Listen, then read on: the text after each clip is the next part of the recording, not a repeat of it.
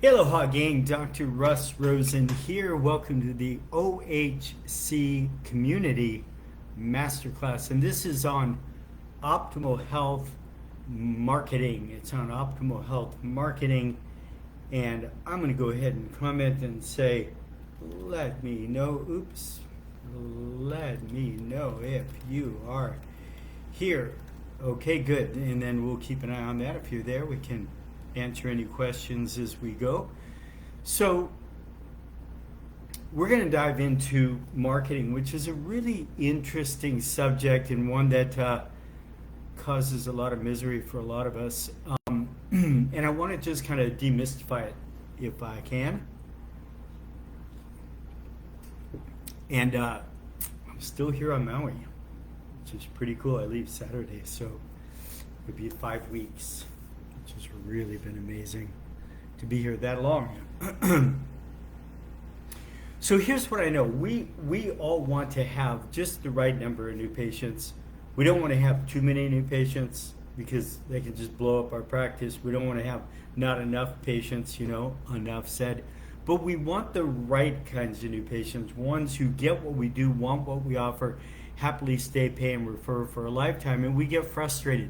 We get frustrated because for many of us, we don't get the right kinds of new patients and we don't get enough new patients. And when I talk with people and I ask them, what is it that you think you need in your practice? Always the number one answer is more new patients. Rarely is that the truth, what they really need, but I get it. Like, that's what it feels like we need. Again, from my perspective, if your retention was 100 instead of 10, you wouldn't need so many new patients because your patients got what you do, want what you offer, happily stay, pay, and refer for a lifetime. But regardless, that's what we want in optimal health marketing, and that's our focus. We want to bring in the right kinds of patients who get what we do, want what we offer, and happily stay, pay, and refer for a lifetime. So what is marketing? What is marketing? Marketing is really, it's everything. It's everything people see, hear, smell, taste, feel. It's patient promotions, it's events, it's advertising, it's social media, it's how and what we communicate, etc. So the goal is to bring in the right number of qualified people into our office. And the question is, where do new patients come from? So I'm going to ask you to think about that for a sec. I just got back from a walk and I'm a bit warm, which I'll bet many of you in the United States are not, but it's probably around 80 degrees here. So where do they come from? Where do new patients come from? All new patients come from excitement. They come from energy. That's where they come from. You know that when you're excited and you're passionate, people come out of the woodwork. When we went through the importance of certainty in our first master class, many of you let me know, and I hear it all the time, that you got passionate, you got excited, you got congruent. People came out of the woodwork. So eventually it all comes from excitement and energy. The question is, are there some good strategies for us to have? And the answer is yes. So step one when it comes to marketing, and by now, if you've been listening for any period of time, you know I always need to give it in context. It starts with, are you ready for new patients? The last thing I want to do is bring in a boatload of new patients when you're not ready for them. It just sucks to process 50, 60, 70 new patients from some kind of event and not keep any of them, and wipe out the rest of your practice. So we got to make sure that our head's in the right place. We want to serve more people. We want to save more lives. We want to grow. We're clear about what it is you do, why you do it, what you don't do, why you don't do it, etc. As we've talked about in one of the more recent modules, we in Get the Team to Grow the Practice and How to Build the Dream Team, we know that our team is on board philosophically. They get what we do. They're on board with it. It's part of their mission.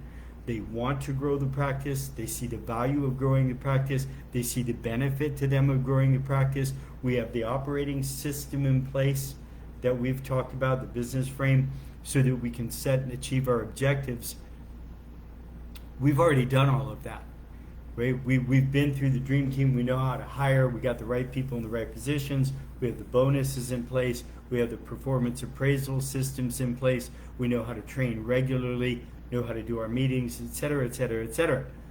So now we check with our team. We've talked about this before, but are you bored, stressed, or in the zone?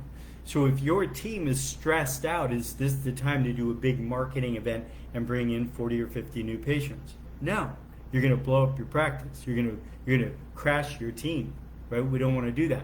So we are always looking at bored, stressed, or in the zone, and are we in a reorganizational phase, making space phase, or are we in a growth phase? Now, if this is new to you, go back a couple of modules where we talk about how to build a dream team and how to get the team to grow the practice, and we go into great detail about all of that. But I'm assuming you've already done all that. I'm assuming that you're already at that place.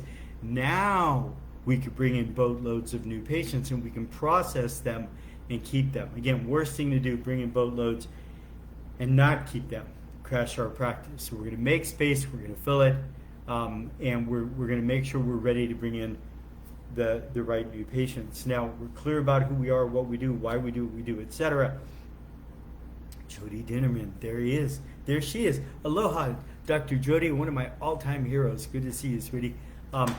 So one of the basic formulas that I want to start to think through is this. Let's just say you want to go up 10 visits a day. It could be 100, it could be 1, I don't care. Let's call it 10. If your retention is 40, so retention is PVA, patient visit average. How do we get that number? Take 3 to 6 months the number of patient visits divided by number of new patients, and that'll give you your PVA or retention, or how long the average person stays with you. So some people come in to visit one and never come back, and some people stay with you forever. But on average, what is your retention? Now, the average out there for chiropractors is about 20 and going down. And in my world, depending upon how you practice, etc., a minimum for an optimal health kind of practice is 60. I want it to be over 100. Most of the docs that I'm working with, like, that's our goal, over 100. Now, obviously, if you're an Atlas-only adjuster, you might only do 18 adjustments your first year, and your goal is to have 6 the following year. So that may be less. But in general, if you wanted 10 more patient visits and you had an average PVA of 40, you only need 1 extra new patient per week. And over time, you will get to that extra 10, okay? So 1 extra new patient a week is going to get me there because I have a PVA of 40. If your PVA is 20, then you need 2 extra new patients a week, all right? So I want this to be mathematical. I want you to look at how many extra new patients do I want and why? What is my retention? What will that build my practice to? Okay? All right. So now we look at it, how do we market? Is there something under that? No. How do we market? So marketing comes down to 3 things, and I really want you to get this. Marketing comes down to 3 things. Number 1, it comes down to who is our niche market or our niche market. All right? So who do you love to work with? How do we figure that out? So what is my passion? Who do I love to work with? What am I really good at? What's my skill set? Right? So who do I love to work with? Do I have the skill set to deal with that? And do we have a need for that in my neck of the woods? Right? I used to say that, when I lived in Maui, I love working with downhill skiers, but I live in Maui. There's not a lot of downhill skiers. So you've got to make sure those 3 things intertwine. And now I can clarify who my niche market is. Now, I understand it. I understand people say, especially chiropractors will say, well, if they got a spine and they're still breathing, they're my niche market. And I get that. I get it. You can help anyone who has a spine and is still breathing. With that said, is that good from a marketing perspective? Not at all. Marketing to everyone is like marketing to no one.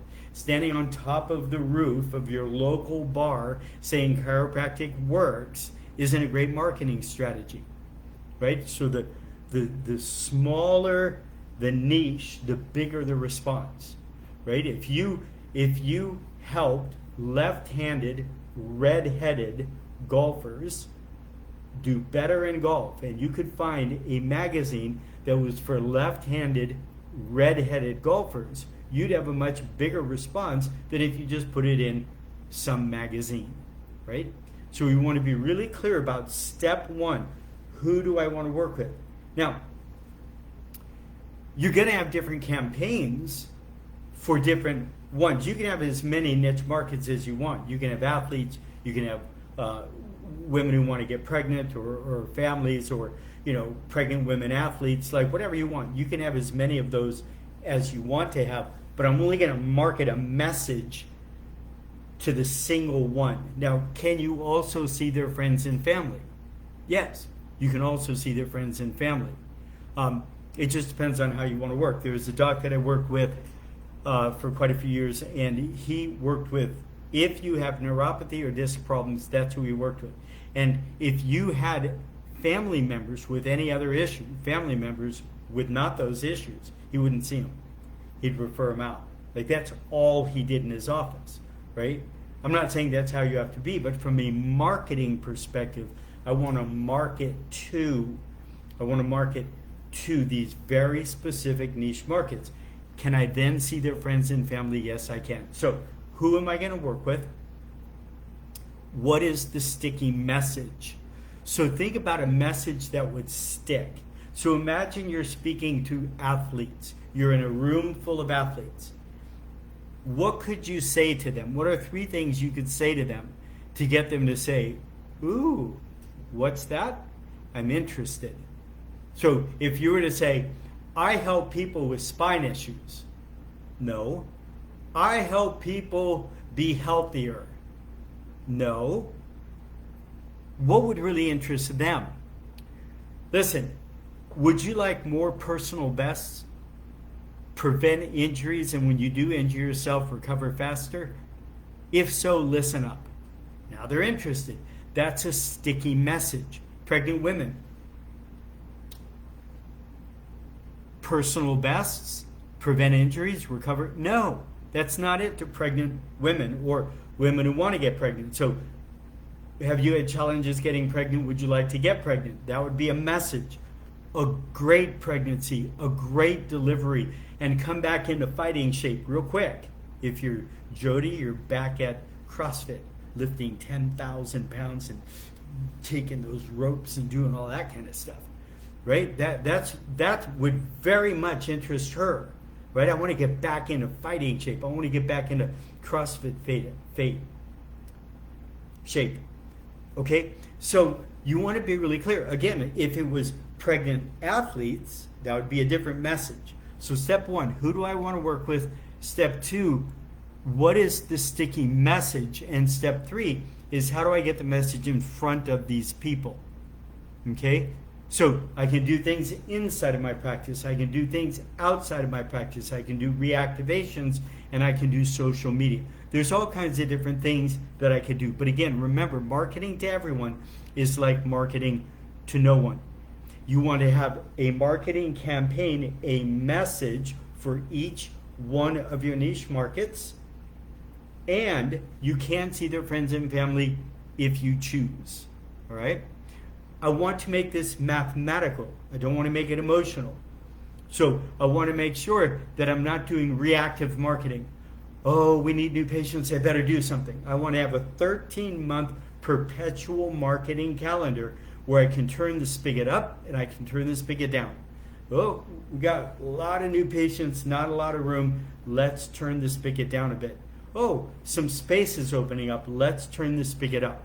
So in the club on Thursday, I'm going to be going into great detail about these concepts. How do I fill my marketing calendar? Daily, weekly, monthly, bi-monthly, biannually, annually, internal, external, reactivation, internet, social media. I'm going to look at how do I fill that up, and then once I do have it, how do I monitor it? How do I monitor it so that I'm not going by emotions, but I can literally look at, this is the event. Here's how many people I expected. Here's how many came in. This is how many came in and showed up for the evaluation. This is how many people signed up.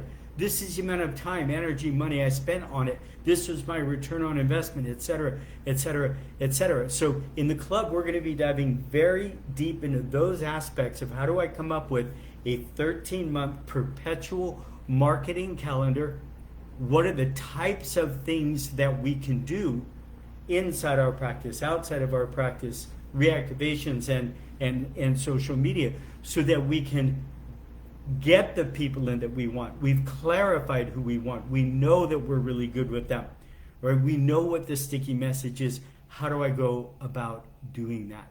So if you got any questions right now, we have about a 6-second delay, so I believe. So if you have any questions, let me know. Other than that, I'm assuming if you're watching this as the recording, if you have any questions, go ahead and let me know. As you know, I always get back. I'm really good at that. Okay, and so I hope that helps. And as always, and Jody, if you're still there, love you, sweetheart. As always, much love and aloha. Bye, gang.